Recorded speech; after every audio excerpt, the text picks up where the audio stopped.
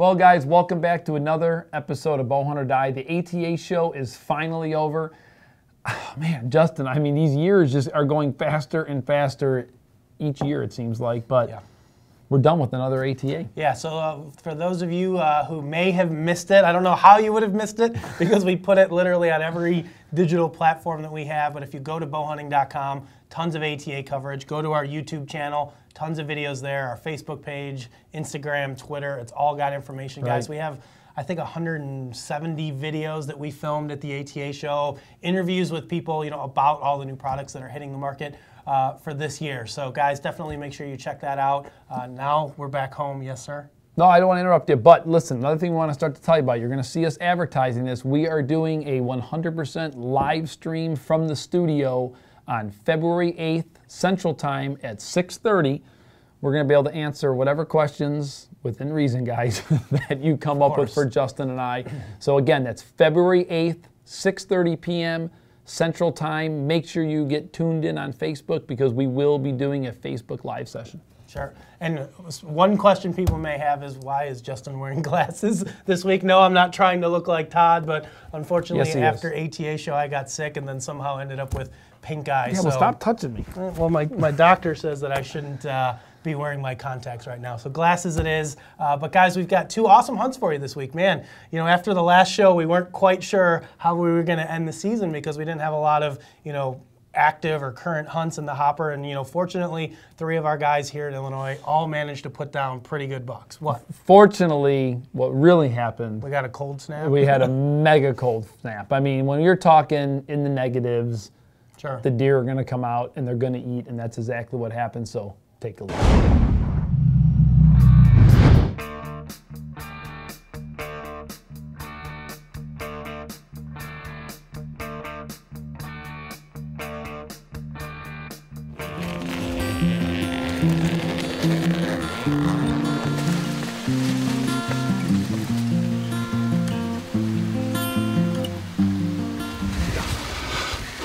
Alright, well, it is January the 4th, and we just got set up into our blind. We're in a standing corn food plot, and Tyler picked me up this morning. So we're getting in here. We got a couple bucks we're looking for, like calls it the droopy beam buck. It's a big 7 old deer, and then short tine 9. So we're gonna see what happens. The temperature dropped like 30 degrees. It's really cold. So we're gonna see. Tyler, deer, right here.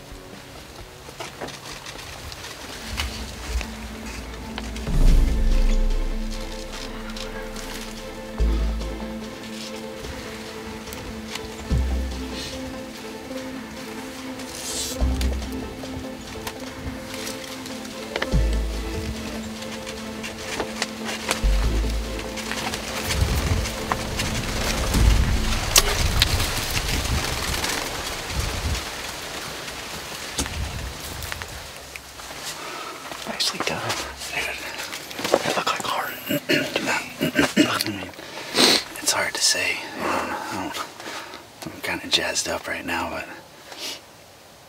so Tyler came up and picked me up this morning up in northern Illinois. He left at like what I would call Chicago. I'm not gonna go that far, but they got traffic lights. He came up, picked me up at 3 o'clock. Or I'm sorry, left at 3 o'clock, picked me up. We got down here at like noon. We went through some stealth cam photos, and there's a big droopy beam buck and then a short tine 9 that, you know, he wanted shot out of here. I'm down here with these guys. I'm gonna shoot whatever they say shoot. So we were in the blind for like 3 minutes. We didn't even get to do much of an interview.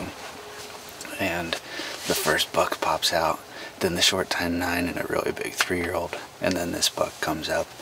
And they've been here for like 25 minutes, so it worked out perfect. We're in a food plot, and the deer walked out right in front of us. He was limping. He was at 30 yards. He didn't move. I shot low a little bit, I think, but hopefully that XXX did what it's supposed to do. There was blood pouring, I mean, immediately. So hopefully he's down. That's an awesome deer. I love funky deer. I don't care about how big they are. He is freaking cool. He was on my list. He was on Tyler's list, so he he's on Rector's list. Shot. I'm pretty sure he's a 5-year-old. So he's a 5-year-old deer, and he's never changed. I mean, he's always been kind of goofy like that. So just been one that we've always wanted to kill, and we've never seen him on the hoof. Finally got the cold front we needed though. Yesterday it was 40 degrees and raining. Today it's like 5. Deer. It's cold. Yeah. Well, you know what's funny is like, so this is what, the 4th year I've been here, and I think every year I've been here, it's been rainy and like 40, 45 degrees. Yeah. So this is the first year, and you know, our plan was, Tyler's got a big buck that he's had some really good encounters with the last couple of years. So anyway, we were hoping maybe we'd come in here because the wind wasn't right for him, and we were gonna freeze. And it's still cold right now, and so anyway, we were hoping, you know, by the grace of God, maybe we'd get in here and get an arrow in a deer and get him stuck. Didn't anticipate we'd only be here for 5 minutes. I know. So anyway, we're gonna give this deer some time. Yeah. I mean, he was immediately pouring blood now. You know, I seen red. I just thought it was right. Your knock, but right at the heart. The question is whether or not it got it or not. Okay, well, we climbed out of the blind and came over here to the point of impact. Gonna try to find the arrow over here, but this is where I shot him. There's blood all frozen. I can see the blood trail really well with the naked eye, so I know it was low, but we're gonna go look at the arrow and then figure out how long we're gonna wait before we take up this trail. So let's go check out the arrow.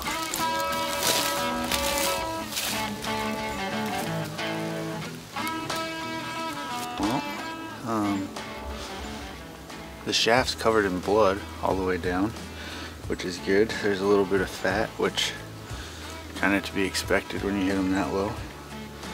So, you know, that's nothing super conclusive, but it's good to know there's a bunch of blood. We know there's blood from the trail, but I don't know. I'm gonna ask Tyler, my guide, see what he thinks. So.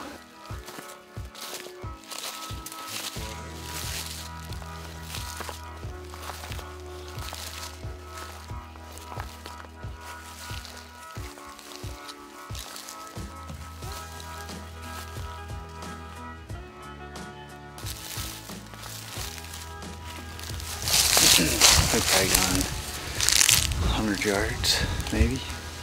They're fantastic blood. He actually walked right here in front of one of Tyler's stealth cams. It's over at Mox Prairie.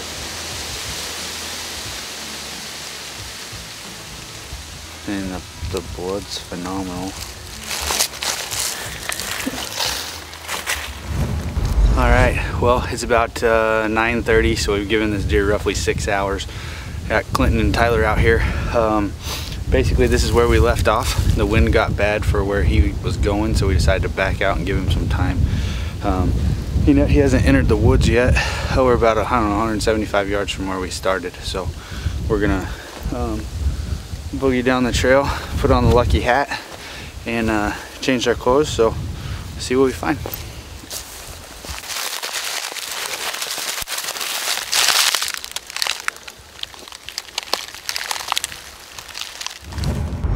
Okay, well, it's the morning after. Dustin shot this deer yesterday afternoon at about 4 o'clock.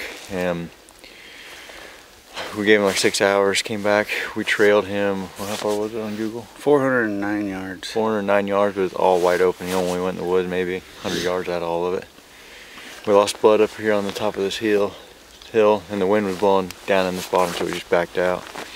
Well, as you can see, we got some snow last night, so blood trailing is kind of out of the question. So we're basically just walking through here, and I found some blood down here. Kind of looks like after the snow. So we're just gonna, we grid searched everything this way and everything that way, so we know he's not that far. But we're gonna basically just walk this finger out to where we lost blood last night. I'm hoping maybe he's just in here spinning circles and bedded down and froze solid because it's like 0 degrees. So that'd be good. Holy crap, you guys suck.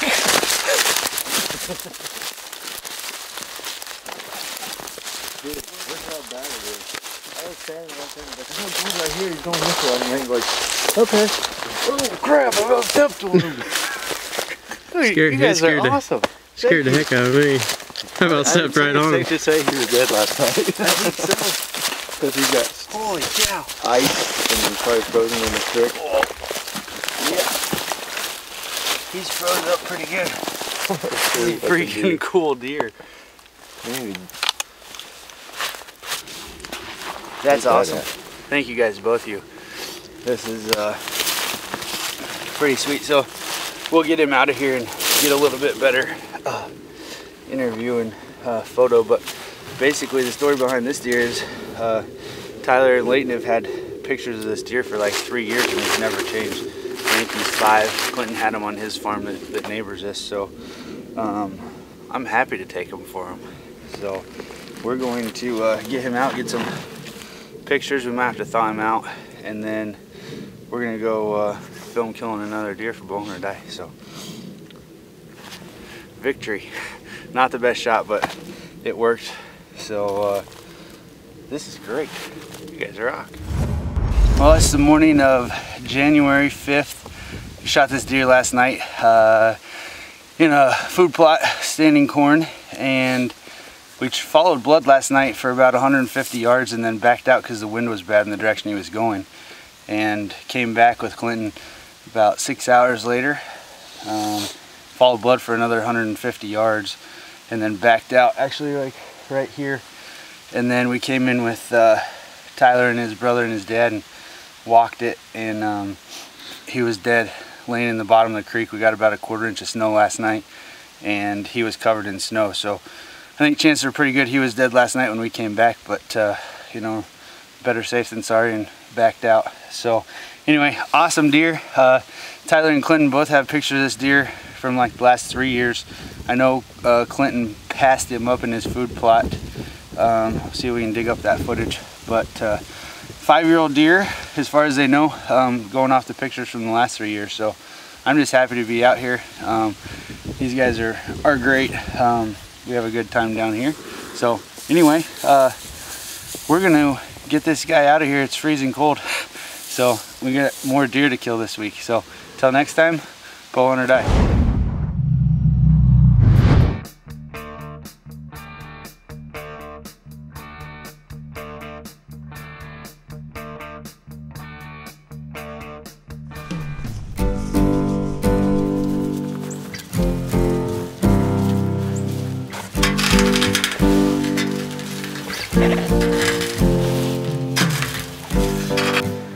Well guys, it's January 7th. We are in a redneck finally. Not the one we came to hunt, but long story short, we parked the truck like probably a mile away from here and snuck in 500-600 yards or farther into a redneck, and we just got to the base of a ladder and like 40 deer and a handful of bucks jumped up out of the spitting area to my right and went kind of up the hill. So thinking that they were all going to come to this top food plot since they were only probably 100 yards from it, we walked pretty quickly up this back side here, snuck into this redneck. We haven't seen any deer yet. We just got in probably about 10 minutes ago. So we're settled in, ready to go. Hopefully the big boy shows up. We got one down here that's really big, and then another one that looks identical to him, but he's like a 6-pointer. So that's the one we're after. Basically, we'll shoot anything that's old.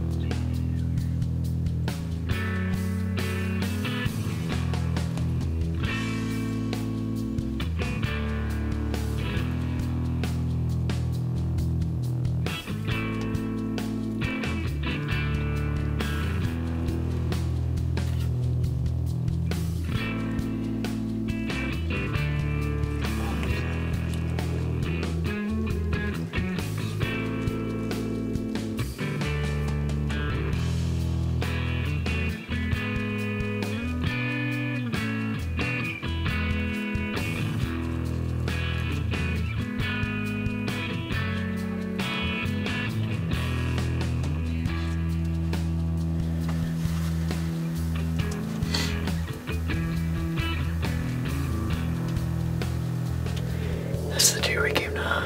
It came out perfect. I mean, literally perfect. It just, we thought he was going to follow that first bigger buck, that nicer deer.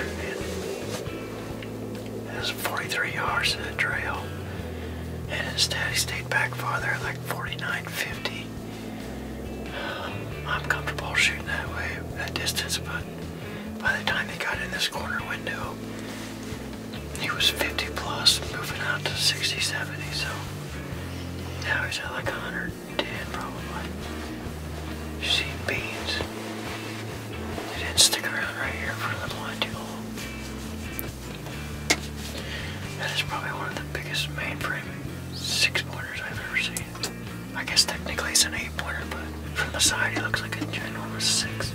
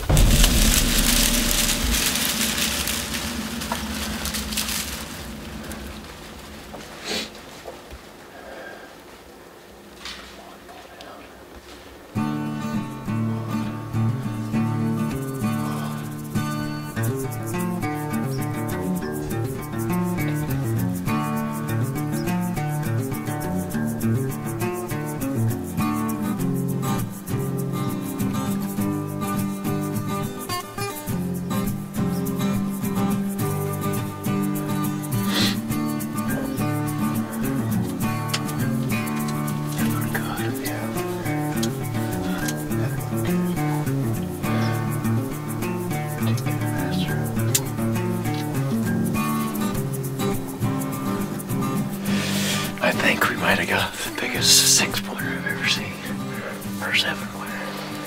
I don't know, man, that deer wore me out. I'm freezing, I'm shaking. It's like last possible shooting light, or last possible legal shooting light, I should say. It's like 5:05. This deer came out right here where he just ran. Walked right past us. I passed him up at 50 yards, thinking he was going to follow the rest of them. And he didn't, and he went out to like 150 and ate for like 25 minutes. And then he came back 45 yards, finally turned broadside, and I put it right on his heart. And it looked like I hit right where I wanted to. And he took off.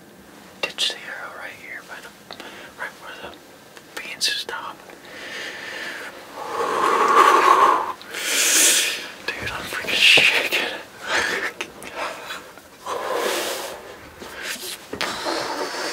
What a freaking monster. Dude, that's a giant deer. I don't care if he only has got 7 points. He is a giant frame deer. He's old too. He's got to be. That 4-year-old, he just freaking dwarfed him. That 4-year-old probably scored better, but I don't really care. What worries me is he ran like 100 yards or 150 yards over there, and he stopped, and then I don't know what he did, so I'll probably get down, grab my arrow, look at it, go grab some, we got some pizzas already ordered, go grab them, go home, eat, watch some footage, and come back later tonight and get that big boy. Well, it's a few hours after we shot this deer. We just got back to the spot. We got a bunch of help. We got Matt, we got Tom, Frankie, Clinton, Dustin's behind the camera. Go over here, grab my arrow, and we know where the deer ran. Probably go a couple 100 yards, see what we find. If we don't find him, probably back out till daylight. So hopefully he's dead over there. He's a giant.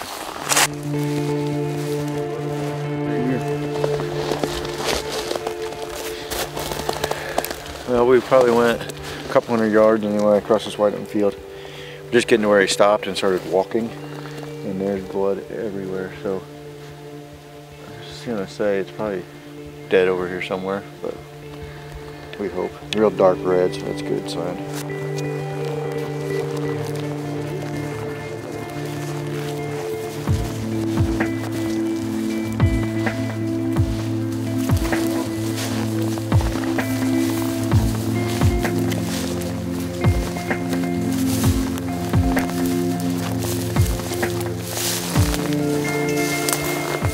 There he is. Boom.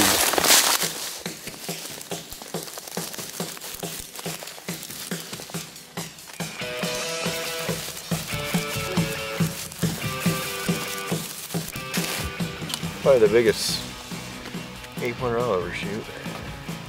I don't even know what to say. Drilled his shoulder. Lunged him. Looks like. Well, we just found him. Got him out here in some lights out of the brush. What an absolute monster of a, I guess you'd call him an 8. He's got 8 points. Really palmated here. Don't have much history on this farm. Basically, we were just hunting it to be close to the pizza joint because we had to get some pizzas, but it paid off a plan that failed at the beginning of the hunt.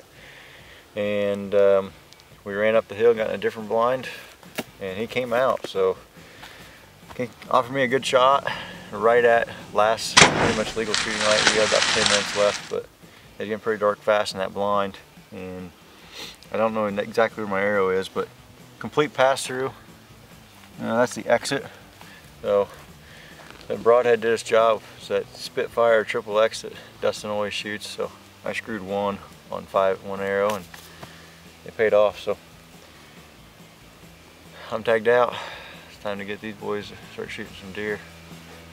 We only got a few days left. No pressure. Bowhunter die.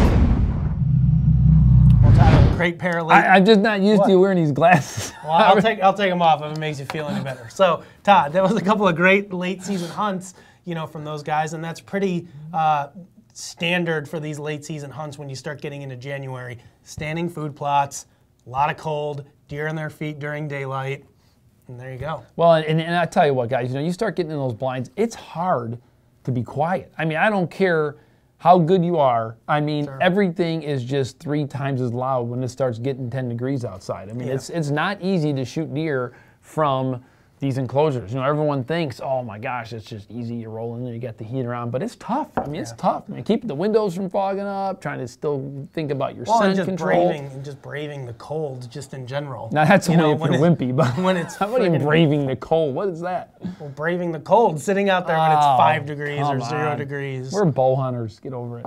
Yeah. Okay. So. You know, congratulations to both those guys. You know, in Dustin's case, obviously, you know, his shot was lower than he really wanted it to be. I think he mentions in the video he was anticipating that deer was going to drop a little bit. It was kind of windy that night, so the deer were on edge. So I think they thought that the deer were going to be a little bit more spooky than he ended up being. You know, maybe the wind kind of just masked the noise of the shot, and that's why the deer didn't react. But, you know, I talked to him after that hunt.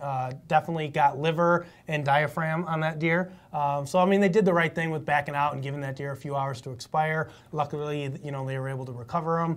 They got really lucky there. I mean, that snow came in the next morning. I mean, you even can hear him talking in the chatter. I don't know how much that was still in the video or not, but I mean, literally, I think the one guy almost stepped on the deer because literally it was down in that ravine, and I mean, it was like completely covered with snow. It's pretty amazing that they did find that deer. I mean, that could have easily been lost. Well, and then Tyler's hunt, I mean, man, what an awesome buck he killed. I mean, that deer ended up scoring just over 160, which is a main frame, you know, really, like he says, it's a 6-pointer. It's really an 8-pointer, you know, when you count those extra times. But, man, just a huge frame on that deer. Great shot, you know, did the right thing, you know, waiting for that animal to be broadside, feeding, standing still at a range that he felt comfortable shooting. I think he said it was 45 yards, which is pushing it for me. I know Tyler shoots a little bit more than I do, but 45, at least for me personally, is kind of the edge of, you know, maximum ethical range, I think, on a whitetail. But man, he put a great shot on him. Awesome. Double lung, good recovery.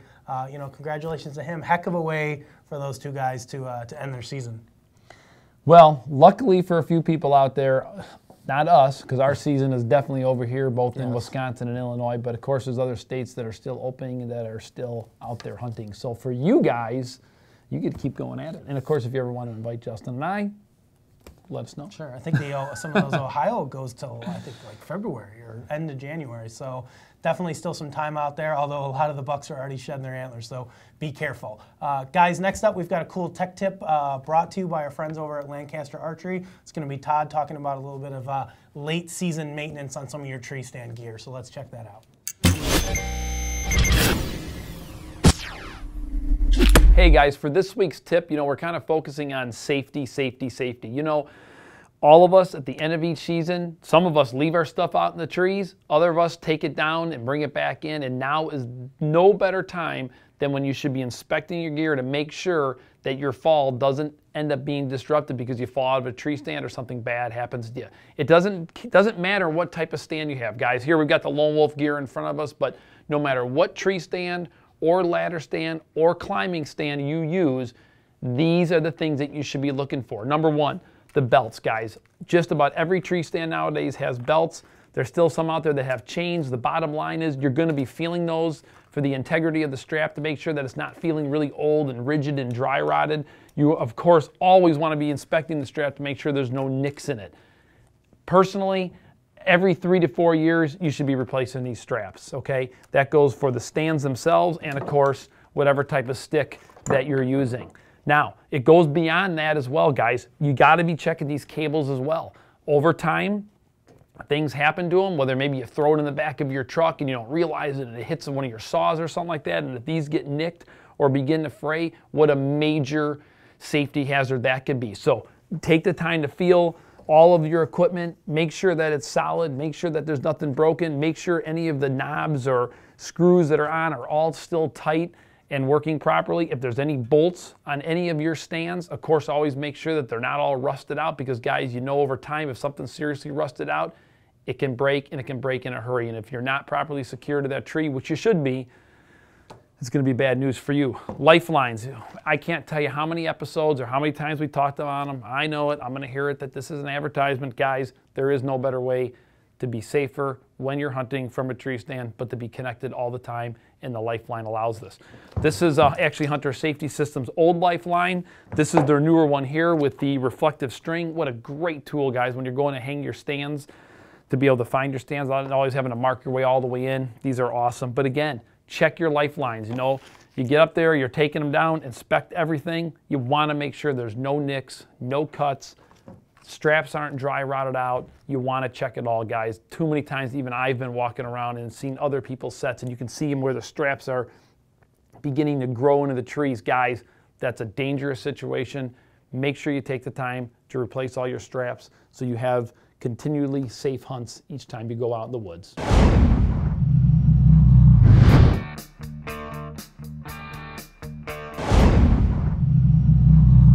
Next up, we're going to take a couple seconds to thank some of the people who sent in their trophy photos for this week's episode. Brian Clemon, Hunter Conrad, Jacob Neatfelt, John McCullough, Joshua Bassett, Scott Vickers, Scott Watley, and Sonia Kranzel. Hey guys, those are some great trophies. Thanks for taking the time to send them in. And of course, we got one episode left, guys. So do your best to send us in your photos. We can't guarantee anything, but we will do our best to get them in the last episode. Maybe we'll do an expanded trophy photos for nice. the last episode of the season. Could do that. So guys, that's all the action we've got for this week's show. Easy last names only. Yeah, easy last name, easy, short, one-syllable last names only, please. Guys, but like I said, that's all the action we've got for this week's show. Like Todd mentioned before, you know, still late season out there for some of you guys down south. I think some of the rut's still going on somewhere. I don't know anything about hunting down there. All I know is our season's closed. We're done. We're done until turkey season. We're depressed. No. We are done and depressed until turkey season. Guys, again, we want to mention Lancaster Archery Classic is coming up at the end of this month. Todd is going to be out there with some of our other guys, so if you guys are planning on attending, make sure you stop by, say hello, check out the booth, buy some swag. We'll have some cool hats and shirts and stuff for sale out there. Anything else we need to mention before we go? No, I mean, I'm looking forward to getting out there and seeing this archery shoot take place. I mean, it's definitely something new for me. I can't say that I've done a lot of that before. It's going to be new for us. And ultimately, our goal is to try to bring some of that stuff to you, you know, the bow hunting base that we have, and really be able to broadcast some of that stuff. Well, so maybe we'll definitely you be can doing pick up some that. pointers, too, on how to become a better shooter. How to become a better shot. Just talk to Levi. I think he can help you We'll out. talk to Levi. There's going to be plenty of people to talk to out there. We'll do that for sure. So. Awesome. Well, guys, thanks for tuning in. We will see you in 2 weeks. There's no show next week because Todd is in Lancaster. So we'll see you in 2 weeks for the final episode of Season 7, Bowhunt or Die. For more exciting action, be sure to follow us on Facebook, Twitter, and Instagram, and receive live updates from our team members as well as the latest happenings in the bow hunting and archery world. Be sure to share your photos, stories, and experiences as well.